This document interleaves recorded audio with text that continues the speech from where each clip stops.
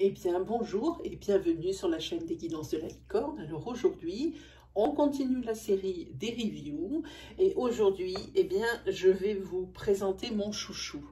C'est un tarot.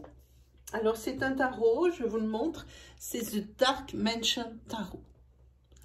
Alors, vous n'avez pas évidemment la sensation, mais c'est qu'il y a une boîte qui est très très lourde de par sa qualité. Alors, tout en gloss.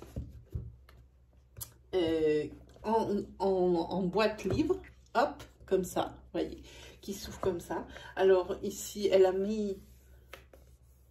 Alors c'est Taroteka Studio qui a sorti ça. Hein. Voilà, c'est marqué au dos.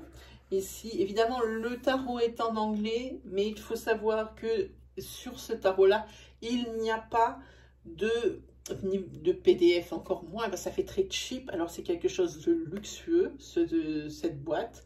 Il n'y a pas de PDF, il n'y a pas de notice.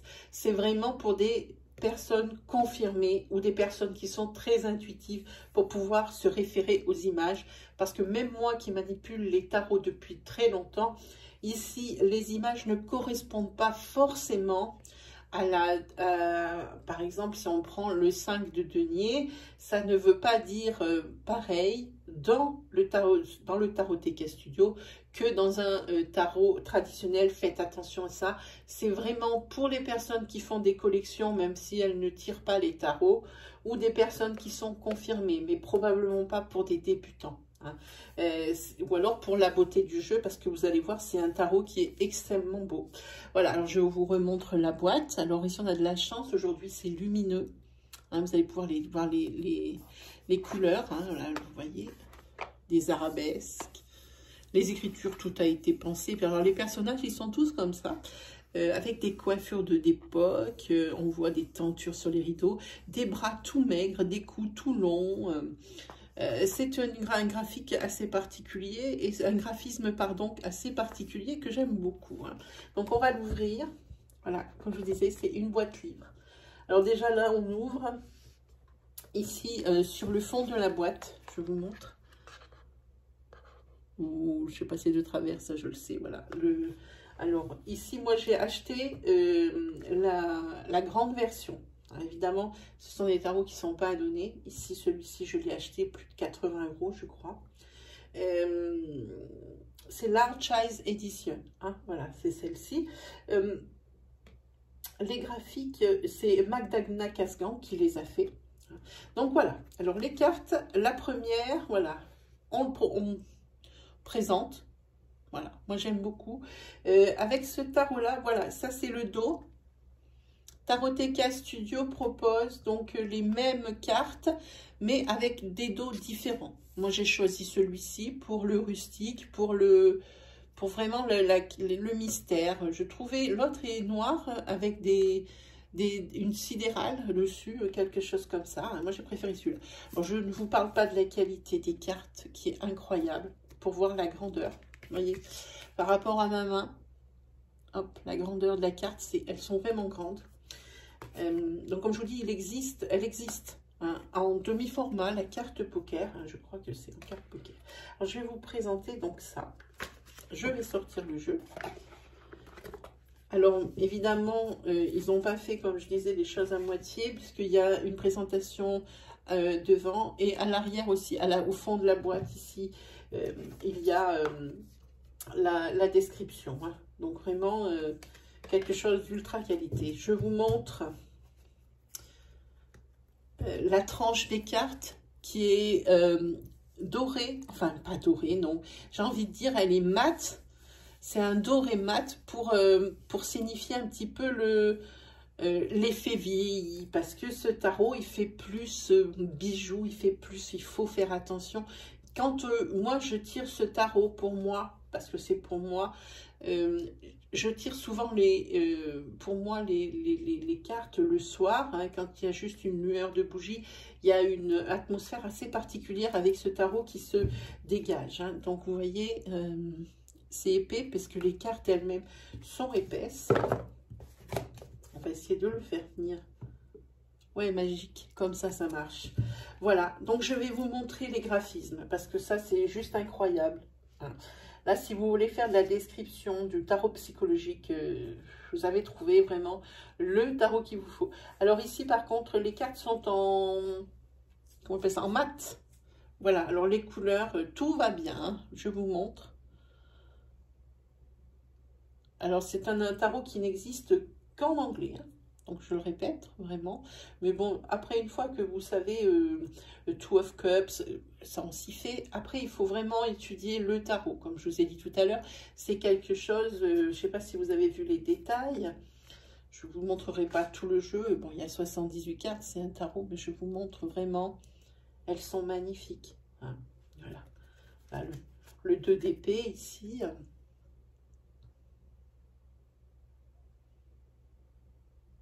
Alors, par contre, ce ne sont pas des cartes qui se prêtent au mélange américain. Vous comprendrez aisément, ça abîmerait les cartes parce qu'elles sont vraiment rigides. Ça, c'est le 8 de denier. Vous voyez, les personnages, ici, sont tous avec des membres et des couffins. Vous voyez, je vous montre. Là, si on voit bien, j'aime bien des grosses têtes comme ça. J'aime beaucoup. Voici le roi de Pentacle. Il faut vous les montrer. Je passerai mon temps à vous les montrer. Ces cartes, elles sont magnifiques. Ça, c'est l'impératrice. Magnifique. Hein. Le pape.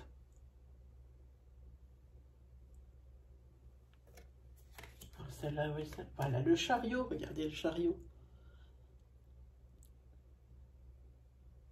Voilà, le chariot. La force qui est juste belle aussi. J'ai apprécié les couleurs, c'est magnifique. Arriver à faire un tarot aussi sombre, parce que c'est et aussi lumineux en même temps, ça ne peut que présager de quelque chose de qualité et de vraiment beaucoup d'intuition. Parce que autant il est dark, autant il est lumineux. Moi, je le trouve, mais lumineux. Regardez le pendu. Regardez ses jambes et son corps est par rapport à sa tête. Tout est fin. Moi, j'aime beaucoup, beaucoup, beaucoup, beaucoup. Ah, je vais vous montrer la mort. Voilà. En arcane majeur. Ici, on a le 10 de coupe. Vous voyez, quand je disais c'est lumineux, on le sent. Cette carte, vous voyez, elle est dark. Mais il y a toujours un espoir presque. Et celle-ci, forcément, c'est une carte qui est positive. Le 10 de coupe, c'est tout ce qui est le bonheur, les résultats positifs et l'harmonie. Regardez la luminosité de cette carte. Et pourtant, les couleurs changent peu. Hein, voilà. Lequel je vais vous montrer? Celle-ci, elle est belle aussi. C'est la reine de coupe.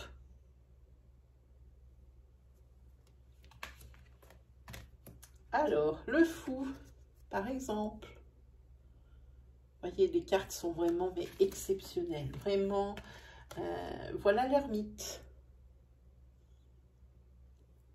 Alors, vous voyez, l'ermite, par exemple, pour moi, c'est la solitude. On doit s'isoler pour quelque chose.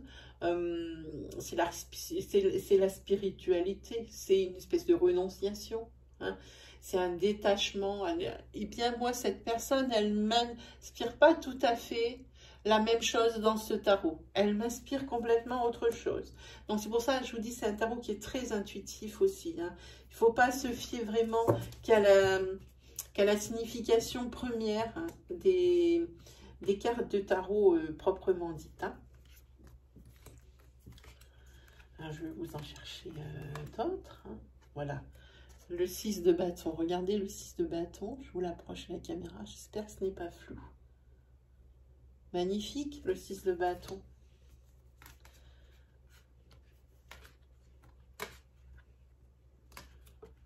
Voilà, le diable. Regardez le diable. Voilà. Le diable, alors l'étoile. Si vous avez remarqué, dans celui-là, vous allez voir, il y a le soleil, l'étoile et la lune. L'étoile, elle est discrète par rapport au dessin. Hein. On s'attend à voir vraiment une star, hein, comme son nom l'indique. Hein. Elle est toute petite en haut. Hein.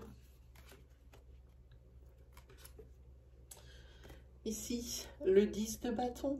Le 10 de bâton qui est tout ce qui est effort, fatigue, oppression, on ressent. Le personnage, vraiment, qu'est-ce qu'il peut ressentir à ce moment-là, hein, clairement.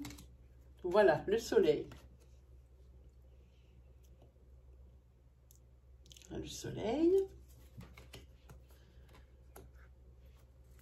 Et c'est aussi une carte très intuitive. Le 3 de bâton. Alors, le 3 de bâton, c'est la décision. Vous voyez, on voit ce qu'elle sait pas ce qu'elle doit faire, quel est le chemin qui s'amène à elle. Il n'y a pas besoin vraiment de vraiment connaître le tarot. Il faut le connaître, évidemment, pour pouvoir faire des bonnes interprétations, des bons tirages psychologiques. Mais on peut se fier aux images parce que sur ce tarot-là, vraiment, il faut vraiment se fier à l'intuition et aux images qui sont proposées.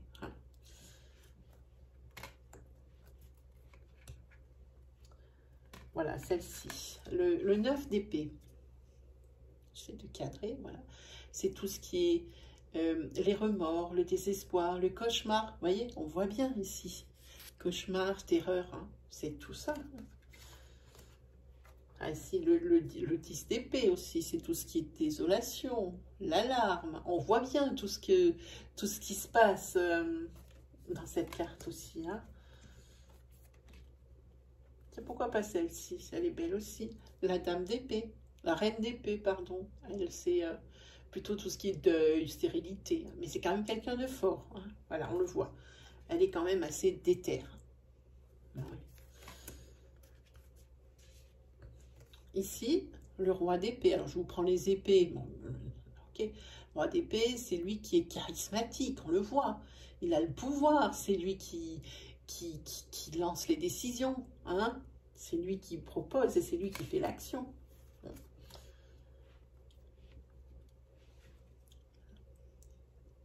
L'as de denier. Voilà, regardez. Le 4 de denier. Je ne sais pas comment le prendre parce que tout dépend comment je me mets. Je tremble avec le coude dans l'air. Voilà. C'est le 4 de denier, c'est tout ce qui est l'avarice, l'épargne. Regardez le personnage, hein, l'avidité. Hein. Ici, quelque chose qui on sent aussi qui ça va être pesant. Vous allez voir la carte que je vous montre, le 5 de denier.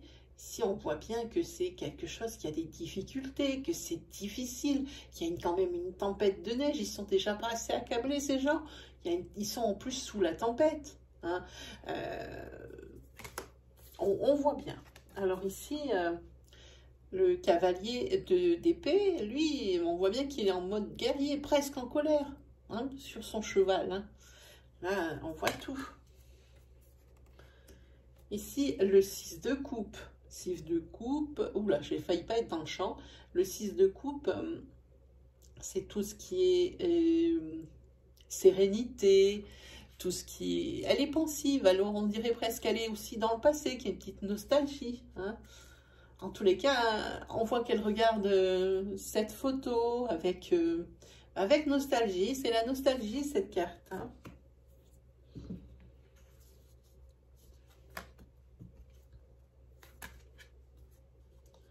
Celle-ci, elle est pas mal, celle-ci. C'est le 9 de coupe. Je vous la montre. Voilà, le 9 de coupe, c'est tout ce qui est la satiété, la satisfaction. Et celui-ci, eh bien, il a toujours ses jambes, les membres en bâton, mais on voit qu'il est bien portant par rapport aux autres. Hein. Ça, j'ai remarqué. C'est dans tous les tarots, il est bien portant. Hein. Donc, ça veut dire que bon, il manque de rien, peut-être même d'une chose, par sa suffisance et peut-être ses amis. Hein. Voilà.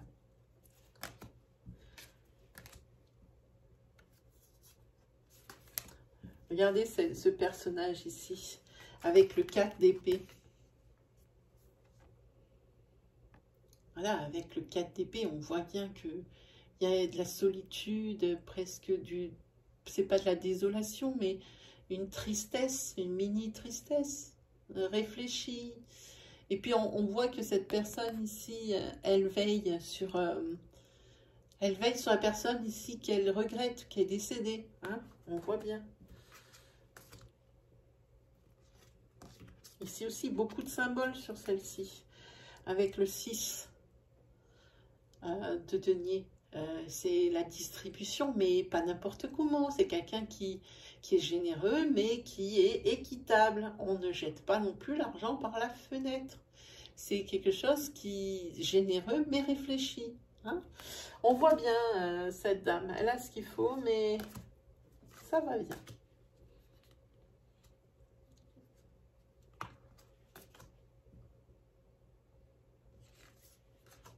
Ah, celle-ci, la reine de bâton. La reine de bâton, c'est une amie qui est digne et qui, malgré, elle peut faire comme ça, on le voit sur sa tête un petit peu froide, un petit peu hautaine, mais s'il n'en est rien, c'est quelqu'un qui est toujours là pour vous aider. La reine de bâton, elle est toujours là pour vous aider.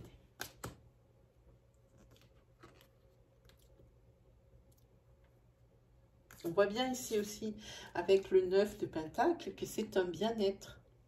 La carte du bien-être. Le 9 de Pentacle, on vous dit de faire attention, mais c'est le bien-être, c'est la sécurité. Hein, matérielle, puisqu'on est toujours avec des pentacles ou des deniers, c'est la même chose. Hein. Donc on le voit bien. Ah, eh ben celle-ci, elle est parlante aussi. Hein. Même pour moi, elle me parle toutes. C'est vraiment mon coup de cœur. C'est d'abord dans ma collection, j'ai une grande bibliothèque où ils sont tous là, mes jeux. Et c'est celui qui trône au milieu dans la lumière. Hein. Il n'y en a pas beaucoup des comme ça. Hein.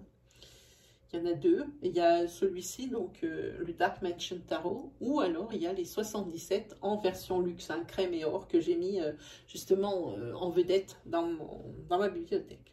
Alors je disais ça, le 10 de Pentacle, regardez. Regardez cette photo avec le 10 de Pentacle. C'est la maison, hein, on voit bien que c'est une affaire de famille, mais comme il y a des deniers, ça peut faire penser à des héritages, à quelque chose comme ça, hein, à des rentes même. Hein, voilà. Enfin, tous les cas, on voit bien que cette famille, c'est une famille qui est aisée. Vous voyez tous les deniers qu'il y a autour. Hein. Il faut faire tout un travail d'analyse hein, là-dessus. Allez, je vous en montre une dernière. Ah ben, je ne pouvais pas partir sans... Oh, mais elles sont toutes belles. Ouais, je vous en montrerai d'autres. Oh là là, non, elles sont toutes belles. Allez, les dernières qui restent. Ça, c'est l'arcane majeur numéro 21 hein, du monde. Hein. Hop, je vous la fais glisser sous le champ de caméra. Voilà, on voit bien tout. Hein. C'est l'union, le bonheur, hein, la réussite. Hein. À trouver ce qui n'allait pas, ce qui nous manquait pour être vraiment heureux. Hein. Voilà. Alors ici, celle-ci, elle est peut-être moins évidente. Elle se rapproche. C'est une de celles qui se rapproche le moins de... Il y a beaucoup d'interprétations qu'on peut faire de cette carte. Le moins de la... Comment dire? De la signification standard. Hein. Donc c'est le 3 d'épée qui signifie normalement dans le tarot tout ce qui est froid, les turbulences, hein, des personnes qui se dispersent, vous voyez. Ben moi, quand je vois cette carte, c'est pas du tout ce à quoi je pense. Alors, cette carte fait partie des cartes qui sont ambiguës, ambivalentes, hein, j'ai envie de dire, dans ce tarot. Allez, la dernière, celle-ci. Celle-ci aussi, elle fait partie des cartes qui sont ambiguës, ambivalentes, hein, pour lesquelles il faut laisser vraiment vagabonder son imagination et surtout son intuition. C'est le 2 de bâton.